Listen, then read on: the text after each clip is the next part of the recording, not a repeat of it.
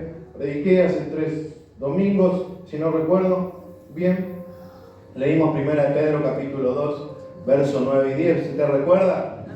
Que nos dedicamos a hablar específicamente de nosotros, de quién éramos nosotros. Mas vosotros sois linaje escogido, nación santa, pueblo adquirido por Dios, ¿sí?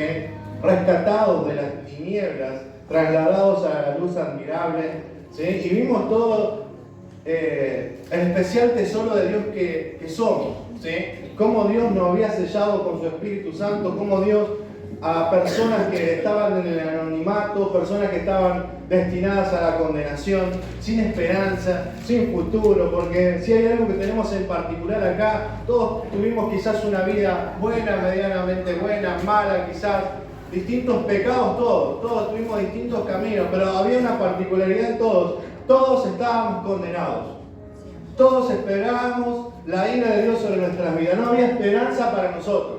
Ninguno de nosotros, de los que estamos acá, sea el lugar que estés ocupando hoy, merecíamos la muerte eterna, ¿sí? No había esperanza para nosotros hasta que llegó Jesucristo a nuestras vidas. Hasta que recibimos la palabra de verdad. Y fue ella la que nos transformó y nos dio luz para poder mirar a este Cristo de gloria, quien nos dio una esperanza de salvación. Así que todos esos que nos encontramos en esa condición, en las tinieblas, dominados por el poder del pecado y de Satanás, fuimos hechos libres por el poder de la gracia del Señor. Amén. Y Dios no solamente que nos liberó de ese lugar, no es que solamente Jesucristo hizo una obra, de perdón, no es que solamente nos perdonó, sino que nos trasladó, nos transformó y nos sigue transformando, capacitando, dotando. ¿Para qué? Para que seamos ese especial tesoro, ese pueblo de reyes y sacerdotes que anuncien y que prediquen la palabra de verdad. Porque esta obra que hizo Jesucristo, este lugar, esta posición en la cual nos ha puesto, es con un propósito, dijimos. Un propósito que responde a quién es nuestro Señor, ¿sí? Porque depende de lo que nosotros hacemos aquí en la tierra, depende de cómo nosotros vivimos, estamos declarando quién es nuestro Señor. ¿Sí? ¿Usted quiere saber quién es el Señor de alguien? Mire cómo vive, fíjese, ¿realmente es Cristo el Señor o todavía no se ha sometido, no ha doblegado su voluntad a este Señor? Pero creemos, hermanos, que aquel que comenzó la buena obra no la va a abandonar. Creemos que el Señor va a completar lo que ha comenzado en nosotros. Creemos que Dios no nos va a dejar por la mitad. El Espíritu Santo va a seguir trabajando desde adentro, desde nuestro interior, desde nuestro nuevo corazón que Él ha puesto. ¿Para qué? Para que podamos obedecer a Cristo. Y el propósito, dijimos, era anunciar las virtudes de aquel, de ese alguien, de ese Dios eterno, de ese que nos quitó de donde nos encontramos y nos trajo a la luz, a la vida. Anunciar, predicar de las virtudes, dijimos, las perfecciones de Él, de quién es Él. Y es necesario para esto porque no cualquiera puede anunciar de las virtudes del Señor. ¿Por qué? Porque necesitamos conocerle. Aquel que no conoce a Dios no puede anunciar de este Dios de gloria, porque necesita conocerle, necesitamos conocerle. Para predicar, para hablar a otros, necesitamos conocer quién fue quien nos salvó. Este camino lo comenzamos todos llegamos por primera vez y desde ese día que llegamos comenzamos a conocer a este Dios, a este Cristo que nos llamó. Y lo hemos hecho por medio de la palabra, ¿sí? Por medio de la palabra Dios se da a conocer. Por medio de la palabra Él muestra quién es Él. Por medio de la palabra podemos ver su carácter, su persona, qué le agrada a Dios, qué no le agrada a Dios, qué quiere Dios para mí, qué no quiere para mí, cuál es la vida que quiere que yo viva y cuál es la vida que no quiere que yo viva. Eso lo descubrimos a través de la palabra, pero tampoco es suficiente. Necesitamos también una relación personal con el Señor, en búsqueda de la presencia del Señor, en búsqueda de la presencia del Espíritu Santo, de aquel que nos revela todo lo que leemos en la palabra. Dice que Él nos revela, nos da entendimiento, alumbra nuestro entendimiento para que podamos ver cada vez más claro. Entonces vemos una operación en conjunto del Espíritu Santo por medio de su palabra. Por eso necesitamos, hermanos, y esto no me voy a cansar de decirlo, que usted busque al Señor en su hogar, Acá, gloria a Dios, que llega, predicamos, escuchamos la palabra, alabamos al Señor, pero tenemos una tarea diaria en nuestro hogar: leer la palabra. Leer la palabra en su hogar.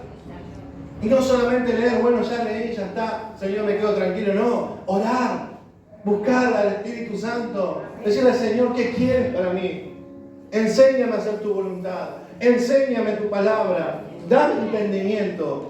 Quiero conocerte más. Porque mientras estemos aquí, en este lugar, necesitamos cada día y vamos hacia ese conocimiento pleno de la verdad y de la presencia del Señor.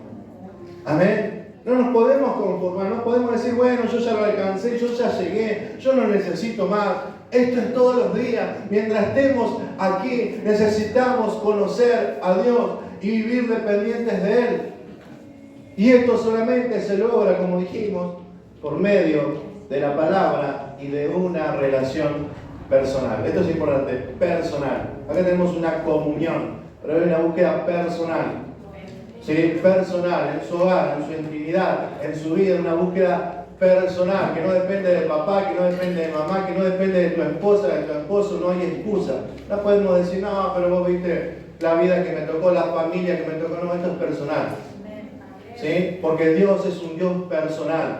Dios se revela personalmente a nuestras vidas para relacionarse con nosotros íntima y personalmente. Amén. Es por eso que Él habla personalmente, así como te habla de acá. Hoy personalmente te está hablando al corazón, y a todos no nos está diciendo lo mismo. ¿Por qué? Porque Él nos conoce. Yo no lo conozco de vista, de cara. Algunos quisieran no conocer, pero Dios nos conoce. ¿Sí? Él te conoce tu vida, conoce tu debilidad, conoce mi debilidad, conoce las luchas, las adversidades. Él conoce todo, Él sabe todo. Por eso trata personalmente con nuestras vidas. Pero los medios siempre van a ser lo mismo. Puede tratar de formas distintas, sí, pero los medios siempre van a ser lo mismo con su iglesia. Por eso nosotros debemos buscar sumergirnos en esta búsqueda incansable, ¿sí? Porque no nos podemos cansar de buscar al Señor. Tiene que ser incansable, constante, diligente, para cada día conocer más a este Señor. ¿Usted recuerda cuando Jesús le dice a sus discípulos: en aquel día muchos me dirán: Señor, en tu nombre hicimos esto, en tu nombre salí a repartir folletos, uno cuando le prediqué vino, en tu nombre nos cantaba como los ángeles, en tu nombre predicaba, no faltaba nunca a la iglesia? ¿Y qué dice el Señor? Alejados de mí, hacedores de maldad, porque no los conozco. Él no le dijo: sí, bueno, pero no me gustó. No, le dice: no los conozco, nunca los he conocido. ¿Sí? ¿Por qué? Porque no hay una búsqueda. No, acá no nos esforcemos, hermanos, por agradar al hombre o por ganar un puesto. Esforcémonos por ganarnos a Cristo. Pablo decía: yo he dejado muchas cosas y he tenido muchas cosas como pérdida para ver si así puedo ganar a Cristo. Amén. Porque es por medio. Y ese conocer no quiere decir que Dios no conoce. Dios conoce todo. Pero está hablando de ese conocimiento personal, íntimo. Yo no los conocí. Yo nunca tuve intimidad con ustedes. Yo nunca tuve una relación con ustedes. Ustedes hicieron como ustedes quisieron y les pareció. Me dejaron a un costado. ¿Entendemos lo que estamos hablando? ¿Sí? Porque no se trata de acá de hacer mucho. Se trata de buscar. Se trata de acercarnos. Se trata de estar con Él, con el Señor. En vano trabajan los edificadores, dice la palabra, si Cristo, si Dios no está en medio. Y buscamos y anhelamos eso. Con esto no estamos diciendo a la partida ahora, bueno, una vida light, que se arregle, que pueda, que hagan lo que quieran. No. Que esa sea la base. Y que esa búsqueda de la presencia del Señor me lleve a mí a querer hacer. Ese es el propósito, ese es el que produce la voluntad, el querer como el hacer. Que sea Cristo el que te lleve a hacer lo que haces. Que sea Cristo el que te lleve a hacer de bendición a otras personas. Que sea Cristo el que te movilice. Y la única manera es partiendo de ahí, de esa intimidad. Como decía Moisés: Señor, yo no quiero hacer nada, no quiero dar un paso si tu presencia no va conmigo. Entonces vemos que en Moisés hubo una búsqueda, una intimidad en ese momento, y dijo: bueno, si tú me confirmas tu presencia, yo voy a ir. Si no, no. Amén. Necesitamos conocer a este Cristo. Entonces ahí Podemos anunciarle con denuedo, con poder, con gloria. Decían los apóstoles, luego de haber sido azotados, lo liberaron y dijeron, miren, no quiero que prediquen más en este lugar. Estaban bajo el imperio romano. Y ellos no se pusieron de acuerdo, ellos dijeron, mirá, nosotros vamos a obedecer a Dios y no a los hombres. Así que sepan, si Dios nos manda de nuevo, nos van a tener que volver a escuchar. ¿Y qué hicieron? Ellos se reunieron y se pusieron a orar y dijeron, Señor, danos un espíritu de denuedo para que te podamos seguir anunciando con mayor gloria, con mayor plenitud, para que todo aquel que te escuche venga a la verdad, pase de vida a muerte. Amén. Ellos querían seguir anunciando a este Dios y seguían buscando y seguían clamando, porque para esto hemos sido puestos, para anunciar a aquel que nos salvó, aquel que nos rescató, aquel que nos dio una vida nueva, amén, sin merecer nada, aquel que no nos pagó como merecían nuestros pecados, sino que nos retribuyó con gracia, con misericordia. Este Dios que se revela en su palabra, este Dios que hizo la mayor manifestación y expresión de su carácter en la cruz. Porque cuando nosotros miramos la cruz, y miro esta cruz porque es un recordatorio, no va a venir a hablar a la cruz. Cuando nosotros miramos la cruz, lo primero que se nos viene a nosotros, ¿qué mira usted? Un acto de amor. ¿Cuánto amor tiene Dios? ¿Es así o no es así? Qué grande que es Dios en su amor. Su amor es eterno, dice la palabra. Pero podemos ver también en la cruz la santidad de Dios. Porque Dios nos amó de verdad, pero Él no podía pasar por alto el pecado. Y tuvo que venir a morir su Hijo. Podemos ver en esa cruz la justicia de Dios. Porque Dios no es injusto. Dios no va a salvar a uno así a otro, no. Aquel que iba a ser salvo debía ser castigado. ¿Y quién fue castigado? Su Hijo, porque Dios no hay injusticia en Dios. Algunos reciben misericordia, otros reciben juicio. Los que recibimos misericordia fue porque Él fue castigado por nuestros pecados. Vemos en esa cruz la soberanía de Dios, porque Él no puso la salvación del hombre en manos de nadie, sino en Él mismo. Él mismo se hizo hombre y Él mismo vino a morir por nuestros pecados. Él mismo tomó el peso que a nosotros nos correspondía, nos representó y sustituyó en esa cruz. Vemos allí el todo poder de Dios. ¿Por qué? Porque nada pudo pasar por alto de lo que Él había establecido. Él se encargó con su poder de llevar adelante lo que Él había determinado por los profetas y por la ley. Vemos en esa cruz también misericordia, vemos gracia, vemos la majestad de Dios, vemos que todo su esplendor fue visible, se hace visible en esa obra redentora en la cruz. Tanto así que los apóstoles daban su vida por anunciar el mensaje de la cruz. El mensaje de aquel que los había rescatado y le había dado un nuevo sentido, o mejor dicho, le había dado vida cuando estábamos muertos, dijo Pablo. Porque Pablo dice, no, ustedes estaban, dice él, estábamos muertos, dice Pablo. Pablo que conocía la ley como ninguno, era el mejor de todos, Pablo. Pero él reconoció, estábamos muertos en delitos y pecados. Pero cuando se encontró con Cristo, él comenzó a testificar de este Cristo de gloria. Y es a este a quien anunciamos, hermano. Y es de Él a quien predicamos. Porque Él es el que salva. Él es el que cambia, el que transforma. Él es el que trae esperanza. No nosotros. Es Él. Es Él el que tiene la salida para este mundo que se va a una condenación eterna. Es Él. Es Él el que vino, murió y resucitó y que prometió que va a volver. Es Él. Es a Él a quien anunciamos.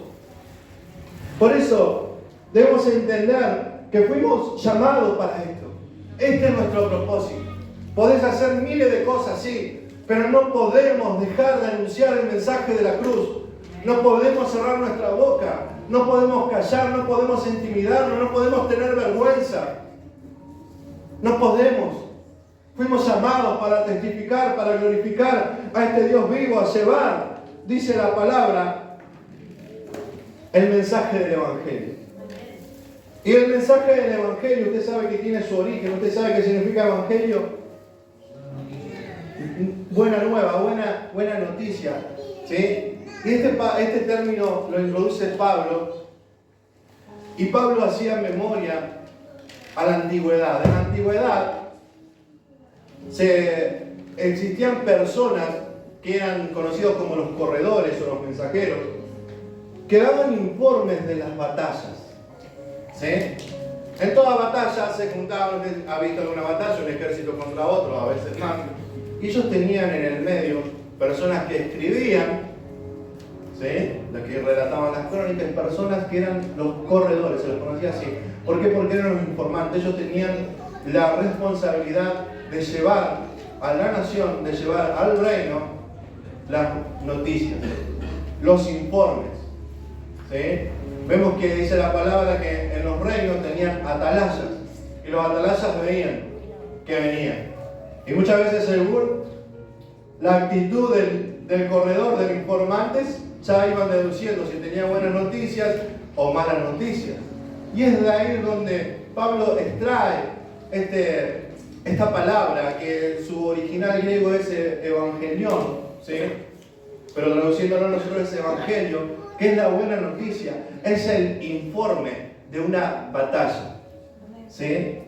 Y vemos que Pablo introduce esta palabra haciendo alusión al mensaje de Jesucristo, poniendo en claro que el evangelio, que la buena noticia es la palabra de la cruz, es la obra de Cristo en la cruz. Y quiero que me acompañe a leer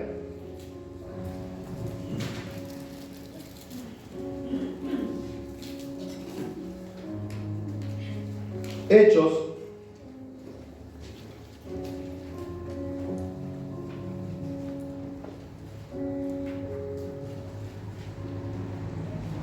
capítulo 13.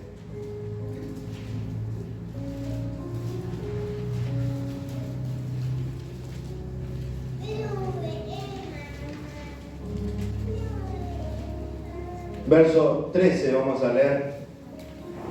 Cuando lo tenga, me dice amén. A mis hermanos que no tienen Biblia, le vamos a pasar también aquí en la pantalla para que pueda leer. Lo tiene. Hechos capítulo 13, verso 13. Leemos en el nombre del Padre, del Hijo y del Espíritu Santo de Dios. Habiendo zarpado de Pafos, Pablo y sus compañeros arribaron a Perge de Panfilia, pero Juan, apartándose de ellos, volvió a Jerusalén. Ellos, pasando de Perge, llegaron a Antioquía de Pisidia y entraron en la sinagoga un día de reposo y se sentaron. Y después de la lectura de la ley y de los profetas, los principales de la sinagoga mandaron a decirles: varones hermanos, si tenéis alguna palabra de exhortación para el pueblo, hablad. Entonces Pablo, yo imagino el corazón de Pablo, dijo: esta es mi oportunidad. Entonces Pablo, levantándose, hecha la señal del silencio con la mano, dijo: varones israelitas, y los que teméis a Dios, oíd. El Dios de este pueblo de Israel escogió a nuestros padres y enalteció al pueblo, siendo ellos extranjeros en tierra de Egipto, y con brazo levantado los sacó de ella, y por un tiempo como de 40 años los soportó en el desierto. Y habiendo destruido 7 naciones en la tierra de Canaán, les dio en herencia su territorio. Después, como por 450 años, les dio jueces hasta el profeta Samuel. Luego pidieron rey, y Dios le dio a Saúl, hijo de Cis, varón de la tribu de Benjamín, por 40 años. Quitado este, les levantó por rey a David, de quien dio también testimonio diciendo: he hallado a David, hijo de Isaí, varón conforme a mi corazón, quien hará todo lo que yo quiero. De la descendencia de este, y conforme a la promesa, Dios levantó a Jesús por Salvador a Israel. Antes de su venida, predicó Juan el bautismo de arrepentimiento a todo el pueblo de Israel. Mas cuando Juan terminaba su carrera, dijo: ¿quién pensáis que soy? ¿No soy yo perdón, no soy yo él, mas he aquí viene tras mí uno de quien no soy digno de desatar el calzado de los pies. Varones hermanos, hijos del linaje de Abraham, y los que entre vosotros teméis a Dios, a vosotros es enviada la palabra de esta salvación. Porque los habitantes de Jerusalén y sus gobernadores, no conociendo a Jesús ni las palabras de los profetas que se leen todos los días de reposo, las cumplieron al condenarle. Y sin hallar en él causa digna de muerte, pidieron a Pilato que se le matase. Y habiendo cumplido todas las cosas que de él estaban escritas, quitándolo del madero, lo pusieron en el sepulcro. Mas Dios le levantó de los muertos, y él se apareció durante muchos días a los que habían subido juntamente con él a Galilea, a Jerusalén, los cuales ahora son sus testigos ante el pueblo. Y nosotros también os anunciamos el evangelio de aquella promesa hecha a nuestros padres, la cual Dios ha cumplido a los hijos de ellos, a nosotros resucitando a Jesús, como está escrito también en el Salmo 2: mi hijo eres tú, yo te engendré hoy. Y en cuanto a que le levantó de los muertos para nunca más volver a corrupción, lo dijo así: os daré las misericordias fieles de David. Por eso dice también en otro salmo: no permitirás que tu santo vea corrupción. Porque a la verdad David, habiendo servido a su propia generación según la voluntad de Dios, durmió y fue reunido con sus padres y vio corrupción. Mas aquel a quien Dios levantó no vio corrupción. Sabed pues de esto, varones hermanos, que por medio de él se nos anuncia perdón de pecados, y que de todo aquello que por la ley de Moisés no pudiste ser justificado, en él es justificado todo aquel que cree. Amén.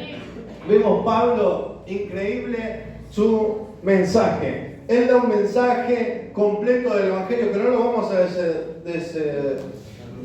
desglosar hoy. Muy bien, gracias. No vamos a desglosar porque no nos vamos más, ¿sí? Pero vemos que él da un mensaje completo. Él anuncia de dónde viene, de dónde comienza esta historia. Él habla de que había una promesa sobre Israel y que Dios fue fiel en cumplirla, ¿sí? Algo que llama la atención también, para que lo veamos entre paréntesis, cuando Pablo dice: y ustedes, dice, cumplieron las profecías que se leían todos los días en el templo, pero sin embargo nunca las entendieron y mataron a Jesucristo. Ustedes cumplieron la palabra que sobre Jesucristo estaba hecha. Pero lo que Pablo está diciendo aquí es que hay un mensaje que es necesario que todo varón escuche. Hay un mensaje que debe ser anunciado con diligencia, con urgencia, ¿sí? Hay un mensaje que no puede esperar. Hay un mensaje que debe ser transmitido de boca en boca. Hay un mensaje, hermano, que trae redención, que trae salvación, que trae esperanza. Hay un mensaje que cambia, que transforma. Hay un mensaje que justifica a todo aquel que lo cree. Porque para el que no lo cree, este mensaje se vuelve en condenación. Hay un mensaje que nos ha quitado a nosotros de donde nos encontramos y que nos ha transportado a su luz admirable. Y hoy podemos estar sentados aquí, y muchos dicen, se sienten ya holgados, se sienten como en su casa, pero hoy podemos estar sentados aquí porque ese mensaje llegó a nuestras vidas. Ninguno de nosotros pudiera estar por otro motivo. Es porque el mensaje llegó a nuestras vidas. Y hemos entendido, algunos más, otros menos, que esto es verdad, que esto es ciertísimo, que esto es importante, que no es una opción que se me dio, no es una invitación a un club, es un mensaje de salvación, que trae vida a los que estaban muertos. Y este mensaje es un mensaje que debe ser anunciado a toda criatura, a toda persona. Como dijo Jesús, dijo, yo me voy, pero este evangelio debe ser anunciado a toda criatura, ¿sí? Entonces vemos que Dios, a lo largo de la historia, este mensaje fue allí en Europa y ha llegado hasta esta zona. Nosotros estamos en Argentina, ha llegado hasta el final del continente de América, lo más lejos que podían llegar a esparcirlo, y se ha esparcido por todo el mundo. ¿Y cómo esto es posible? ¿Cómo pudo ser posible de que la palabra llegara hoy a nuestros días luego de más de 2000 años. ¿Cómo puede ser posible? Fue posible porque hubo personas que cuando recibieron la palabra no se callaron, no se guardaron nada, no temieron a lo que podía venir, siguieron anunciando, siguieron clamando, siguieron llevando este mensaje de generación en generación. Y Dios mismo se encargó de que su palabra permaneciera. Y Dios está llevando adelante, hermanos, dice la palabra, a los pecadores a la vida, o salvando a los pecadores por medio de la predicación de la palabra.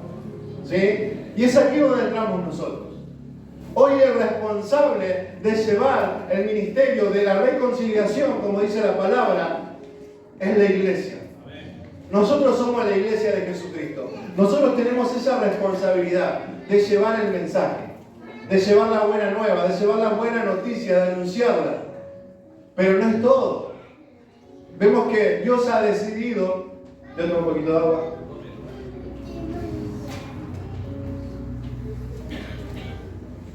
Perdón. Dios ha decidido los medios de cómo llevar la salvación a las personas. Y cómo Dios ha obrado con nosotros, sigue obrando aún hoy. Vemos que la salvación viene por el oír, dice por medio de la fe. Todo aquel que cree en el Evangelio es por medio de la fe, recibe la salvación por la gracia. Pero la fe en el oír la palabra. Entonces vemos que debemos, y esto es importante, predicar la palabra. Saben que mi testimonio, yo le puedo acá hablar de mi testimonio y es muy bonito, muy lindo. Usted me puede hasta sentir compasión y abrazarme. Pero mi testimonio usted no lo va a salvar. Lo que lo va a salvar es la predicación de la palabra. Usted puede decir su testimonio, sí, puede contar su testimonio, pero no puede dejar de predicar la palabra. ¿Sí? Entonces vemos que es importante la predicación de la palabra. Entonces vemos que es necesario todos los días, entonces, leer la palabra, hacer un devocional. No estamos pidiendo que todos los días se lea la Biblia de tapa a tapa, o que lea un libro. Lea una porción todos los días, sea constante, sea continuo. Entonces vemos la predicación de la palabra. Punto número 2, la iglesia. ¿Quién va a predicar la palabra? La iglesia. No los ángeles, no ha puesto nadie, la iglesia. La iglesia es la responsable de predicar la palabra por el cual viene la fe para salvación. ¿Me va siguiendo hasta aquí? ¿Sí? Por eso la iglesia debe conocer la palabra. La iglesia no puede predicar otra cosa. No podemos hablar de otra cosa, hermano. Tenemos una responsabilidad que es predicar la palabra del Señor. ¿Sí? Ahora pareciera todo completo, no. Falta lo más importante, lo que le da vida a la palabra y a la iglesia. ¿Sí? O mejor dicho, aquello por el cual Dios le dio vida a la iglesia y por el cual le da vida a la palabra, que es el Santo Espíritu. El Espíritu Santo. Es importante, por eso, hermano, no solamente leer la palabra, tener búsqueda.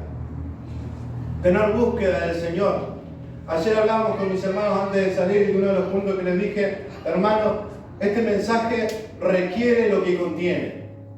¿Qué significa esto? ¿Qué contiene el mensaje? Contiene salvación, contiene gracia, amor, misericordia. Por eso requiere también de que aquel que lo dice debe tener gracia, debe tener amor, debe tener presencia. ¿Entienden? Yo no puedo estar dando no podría dar una buena noticia con, hermano, acá tiene un folleto, arrepentite pecador. Debe tener gracia, debe tener amor, debe acompañar mi actitud, mi vida, mi mensaje. Pablo dice que se paró delante del rey Agripas y comenzó a hablar con un denuedo, con una intensidad, lleno de la presencia del Señor, que Agripa dice, casi me convencé, Pablo. Me conmoviste, pero y hasta casi me convencé. ¿Por qué? Porque él iba acompañando con su vida, con sus palabras, con todo su ser este mensaje. Entonces, vemos que no podemos hacer nada sin la ayuda del Espíritu Santo. Todo va de la mano. Todo va de la mano. Debemos buscar. La iglesia debe tener presencia de Dios. ¿Cómo podemos amar a los pecadores si no buscamos la presencia de Dios, si no nos llenamos del amor de Dios? ¿Cómo podemos ser conmovidos a ir por las almas perdidas si no sentimos lo que sintió Cristo por ellas en la cruz? Pablo decía, yo sigo sufriendo penalidades por amor de los escogidos, por amor de aquellos que Cristo ha decidido salvar. ¿Y cómo Pablo podía sentirse así? Porque tenía búsqueda. tenía presencia de Dios, había sido lleno del Espíritu Santo, que el Espíritu Santo ponía el sentir que hubo en Cristo y no escatimaba nada, no escatimaba tiempo, no escatimaba dinero, no escatimaba nada para llevar el mensaje de salvación, porque es el mensaje el que salva. Y Dios ha puesto los medios de gracia, y dentro de los medios de gracia está usted. Estoy yo. Y uno dice, Señor, pobre de aquellos. Yo diría, yo miro a mí, Señor, pobre. Hubiera puesto a otro. Pero Dios te puso a vos. Y no te dejó solo. No es que dijo, bueno, yo confío en vos, dale que vos podés. Como dicen muchos por ahí, no. Dios nos dio su palabra, nos dio su Santo Espíritu, para que comencemos a testificar, para que comencemos a hablar. Quizá no pueda salir una tarde a repartir folletos, pero nos rodeamos todo el tiempo de personas que no conocen al Señor, de personas que están perdidas, que están encerradas en su dolor, en su orgullo, que no quieren saber nada con Dios, que están de espaldas a Dios. Que si Dios viene hoy por su vida, lamentablemente, sabemos el destino que les espera. Teniendo tan cerca la palabra de salvación, teniendo tan cerca la luz que debe alumbrar este mundo, teniendo tan cerca la sal que debe conservar este mundo, ¿cómo vamos a callar? No podemos callar. Estamos diciendo, hermano, que el Evangelio es una buena noticia. Y yo me imagino, cuando usted recibe una buena noticia, se llena de emoción y quiere contarla a todo, ¿no? Queremos contarla a todo. Yo quiero contarla a todo. Yo veo algo que me alegra y le mando enseguida a la Diana, le empiezo a mandar mensajes. No aguanto, está silencioso. Pero tenemos una buena noticia en nuestras vidas. Y somos testigos vivientes de esa buena noticia, porque nosotros hemos sido salvados por esa buena noticia. Nosotros hemos recibido una esperanza de salvación eterna por esa buena noticia. Nosotros podemos tener paz en nuestros corazones delante de Dios por medio de esa buena noticia. ¿Cómo nos vamos a callar? ¿Cómo vamos a cerrar nuestra boca? Debemos anunciar, debemos proclamar la palabra de verdad. Usted ha escuchado, o mejor yo le digo esta palabra que se le viene a la cabeza: maratón. La competencia, correr. A ver, usted, lo tengo acá, dígame algo. La carrera, muy bien, carrera, esa es la palabra. Yo lo preparé cuando te pregunté si carrera. Bueno, la maratón es conocido como la carrera de maratón también. ¿Sí? Pero saben que la carrera de maratón tiene su origen en la batalla de Maratón. La batalla de Maratón fue una de las primeras de las batallas médicas. Esto no significa que eran médicos peleando uno contra otro, sino médicas porque era del reino medio. ¿Sí? Y en ese tiempo, en el año 490 a.C., los griegos estaban invadiendo todo territorio. Vemos que los griegos son quienes invaden Jerusalén, quienes invaden a Judá, quienes llevan cautivos al pueblo de Israel, y comenzaron a extenderse. Estaba el rey Darío I, quien estaba obsesionado con poder y quería expandirse a todo territorio, a todo imperio, quería conquistar todo lo que existía. Entonces vemos que en un momento, cuenta la historia, usted lo puede buscar porque esto es parte de la historia, deciden ir a invadir Atenas.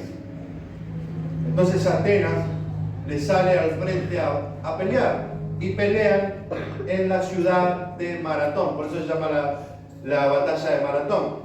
Pelean en la batalla de Maratón los griegos, que eran, perdón, le dije mal, era el reino persa, perdón, Darío. Si usted lee la Biblia, usted me tiene que haber corregido. Si usted lee la Biblia, Darío, el que invadió a Jerusalén, fueron los persas. ¿Sí? Estaba Ciro ahí. El libro de Daniel, claro, está el rey Darío, se ve claramente en el libro de Daniel. Entonces los persas se van contra Atenas, y en Atenas estaban los griegos. Y salieron al encuentro, salieron a pelear así en la ciudad de Maratón, una batalla que para los atenienses era imposible ya.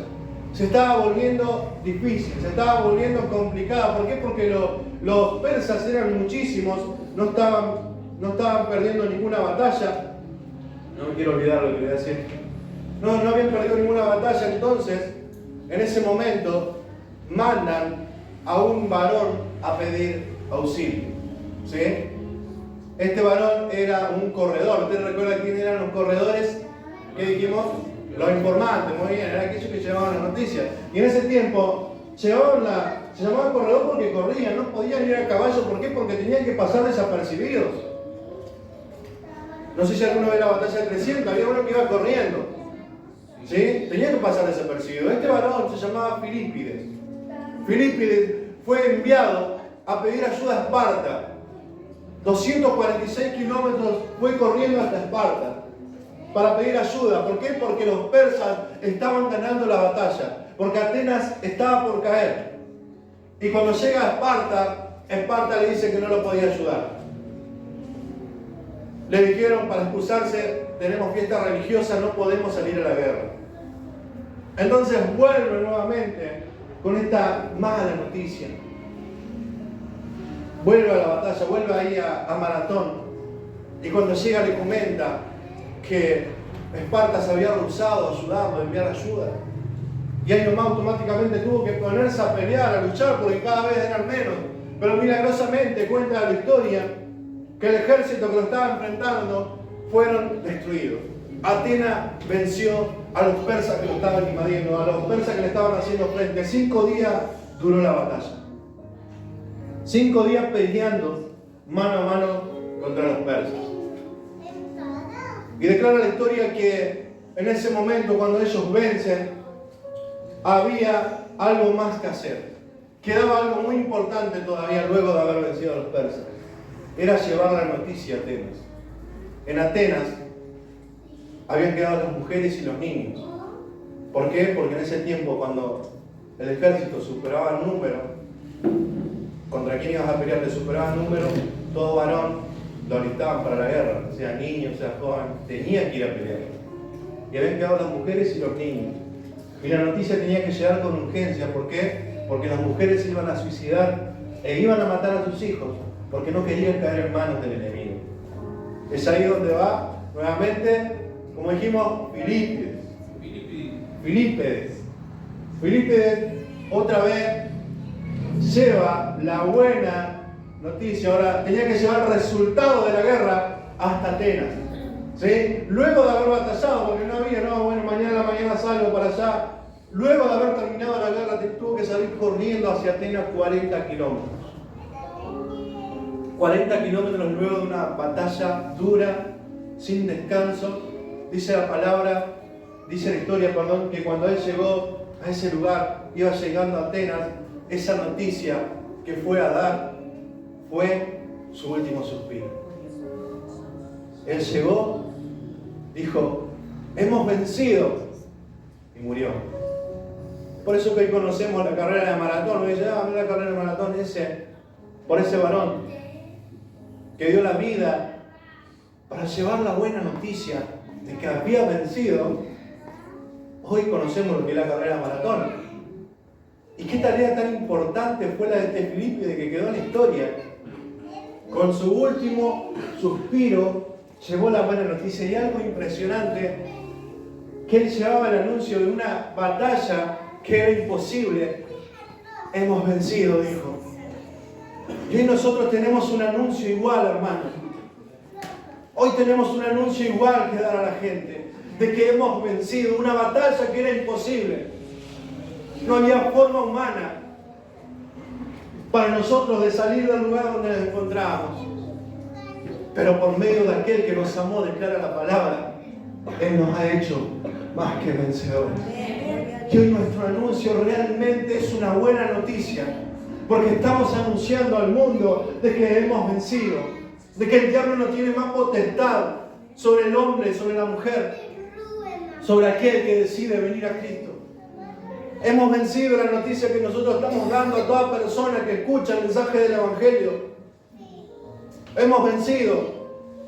Ya no somos más esclavos del pecado, del dolor, de la angustia, de la soledad. Hemos vencido por las promesas de aquel que murió en la cruz y nos hizo heredero de todas sus promesas. Hemos vencido.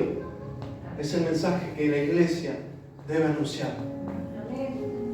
Que muchas veces Satanás se encarga de cerrar la boca. Que muchas veces Satanás se encarga de hacer lucha. Y nosotros debemos mirar a este Dios grande que nos envió, miramos al Satanás que se nos para enfrente. Cuando tenemos la noticia de que la victoria ya fue ganada. ¿Cuánto dicen amén?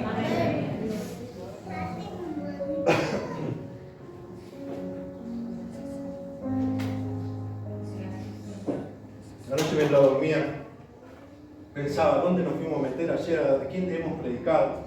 Porque no podía dormir, anoche estaba a los gritos. Decía que tengo a Diamela ahí que me despierta. Pero no vamos a callar. No vamos a callar. Porque hemos vencido. El diablo sabe que está vencido. La iglesia es la única que todavía no entiende que el diablo está vencido. Él está vencido. Y nada puede hacer contra los hijos de Dios, contra la iglesia. Dice la palabra que las puertas del Hades no prevalecerán contra la iglesia. Por eso no hay motivo para temer. No hay motivo para callar. Llevemos esperanza, hermano. Hablemos donde estés, donde te muevas hoy. No sé qué vas a hacer, pero siempre hay una persona que no conoce a Dios. No tengan miedo de hablar. No, pero no van a querer venir más. Que no vengan más. Pero yo no me voy a dar cuenta por esa sangre. No te van a querer abrir más las puertas. Que no te abran más las puertas. No fuiste llamado para ganar amigos. Fuiste llamado para predicar el Evangelio del Señor. Y si te persiguen y si te injurian, gloria a Dios, porque esto hicieron, dice la palabra, con los que estuvieron antes de nosotros. Fueron aserrados, fueron apedreados, muertos a espada. No creamos que estamos padeciendo porque no me quieren hablar más. Eso no es nada. No es nada con lo que sufrieron los primeros cristianos. Muchos quizás llegaremos, como dijo creo que el pastor Alejandro, o no sé quién, un día quizás estemos presos por predicar la palabra. Pero gloria a Dios, porque de ahí vamos a seguir predicando. Porque dentro de lo que Dios ha puesto en nuestras vidas, tenemos una vida así, tenemos una vida secular, sí, pero donde Dios nos ha puesto, donde estemos, donde nos hemos parado, tenemos que anunciar el Evangelio. Tenemos que anunciar el Evangelio, hermano. No calle, el Evangelio debe ser anunciado. ¿Sí? Dejemos de hablar tanto de nosotros, dejemos de hablar tanto de lo que yo hago, lo que yo hice, hablemos del Evangelio. Es Él el que salva, es Él el que trae salvación, es Cristo el que rescata las almas. Nosotros somos enviados. El crecimiento lo va a dar el Señor. Amén. Como dije al principio, la mies es mucha. La mies es mucha, hermano. Es increíble, la mies es mucha. Ayer pudimos recorrer 3-4 cuadras, hermano. ¿Y cuántos más que hay que llegar? No, pues ya recibieron. Volvamos. Amén. Había unas personas que sabían que conocían al Señor y le dijeron a uno, la verdad que te mandó el Señor, y se largó llorar.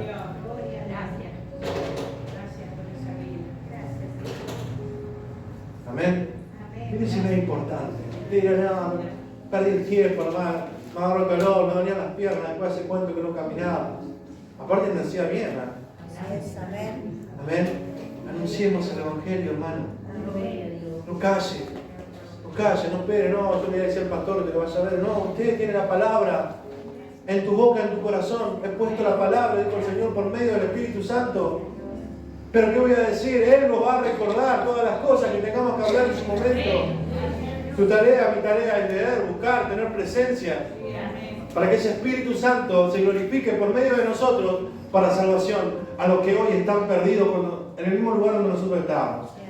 Amén. Porque hoy es fácil mirar por el hombre al otro y bueno, se lo merece, se lo buscó. Y bueno, que esa regla no quiso saber nada. Nosotros estábamos ahí, hermano. Nosotros estábamos ahí. Y Cristo no dijo que se arregle, que pague por lo que hizo, que sufra sus consecuencias. No. Hablemos con denuedo, con verdad, con presencia, con testimonio, con propósito, con buena voluntad en nuestros corazones. Porque estamos anunciando la buena noticia del Evangelio. Estamos anunciando que nosotros, por Cristo, hemos vencido. ¿Cuántos dicen amén? Amén. Póngase de pie.